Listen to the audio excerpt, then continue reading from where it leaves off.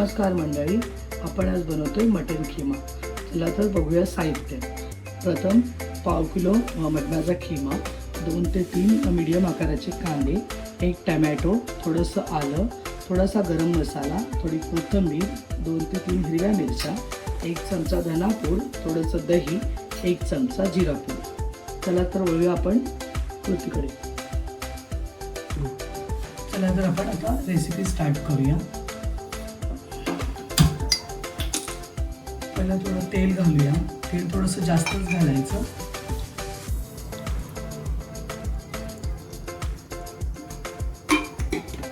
नंतर कांदा टाकूया.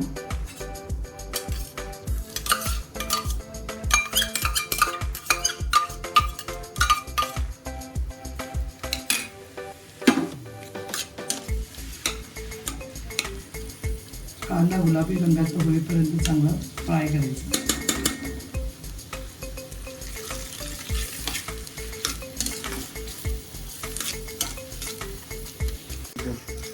दोन ते 3 मिनिटं चांगला कांदा भाजलेला आहे. कांद्याचा रंग चांगला चेंज झाला.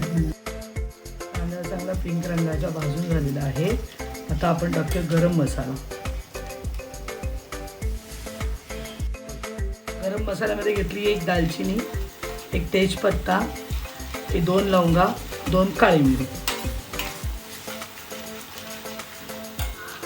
हलवत राहायचं थोडंसं. नंतर आपण टाकायची थोडी हिरव्या मिरच्या, 2 ज्या आपण चिरून ठेवलेल्या त्या. थोड्याशा भाजून झाल्या की थोडंसं एक आपण चिरलेला टॅमॅटो,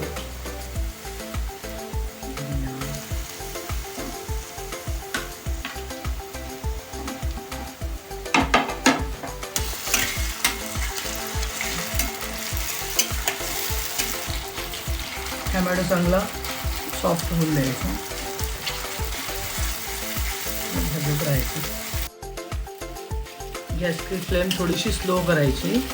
नंतर त्याच्यामध्ये आपण 1 चमचा धनापूड, 1 चमचा जिरापूड, 1 चमचा दही,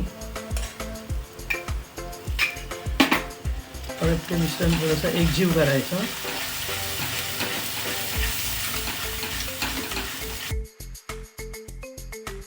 थोडंसं एकजीव झाल्यानंतर त्याच्यामध्ये 1 चमचा हळद,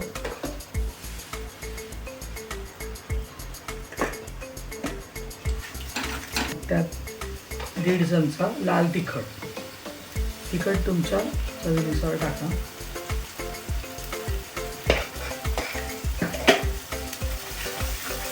जसं तुम्हाला तिखट हवं असेल त्याप्रमाणे तुम्ही टाका. मसाला चांगला भाजायचा.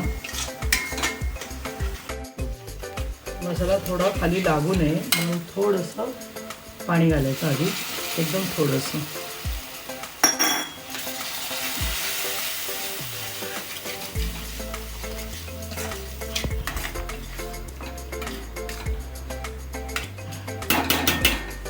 त्याच्यामध्ये धुवून ठेवलेला हा आपण खिमा ॲड करायचा.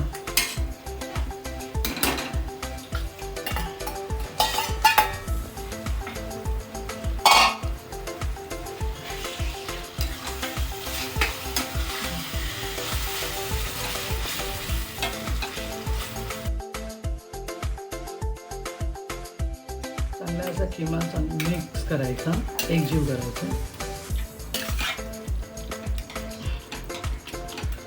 मिक्स झाल्यानंतर चवीनुसार मीठ घालायचं.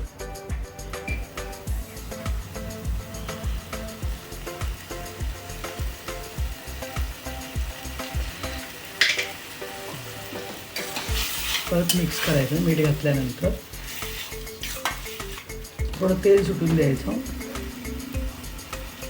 असं बाजूने असं तेल सुटतं.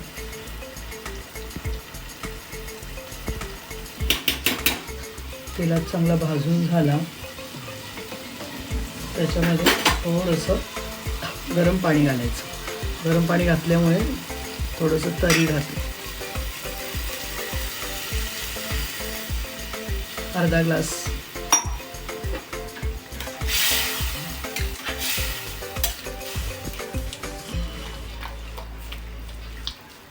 परत मिक्स करायचं एकदा.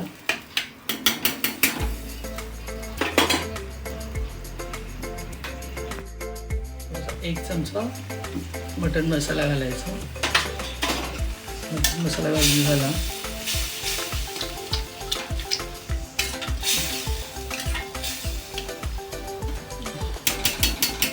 गॅसची फ्लेम स्लो करून थोडंसं झाकण ठेवायचं 5 मिनिटं.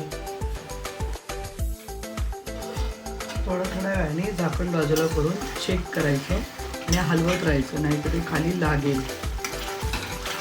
असं चेक करायचं की शिजलं आहे का. नसेल शिजलं तर परत एकदा हलवून झाकण ठेवायचं, थोडंसं अजून वाफ द्यायचं.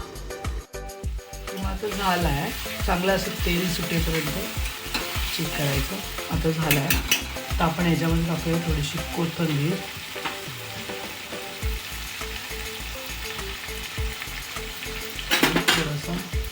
थोडासा लिंबू.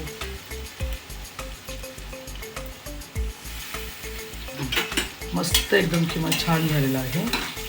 आता आपण त्याला एका प्लेटमध्ये सर्व करूया. रेडी झालेला किमा आपण एका प्लेटमध्ये काढून घेतला आहे. आता आपण त्याला पावासोबत सर्व करूया.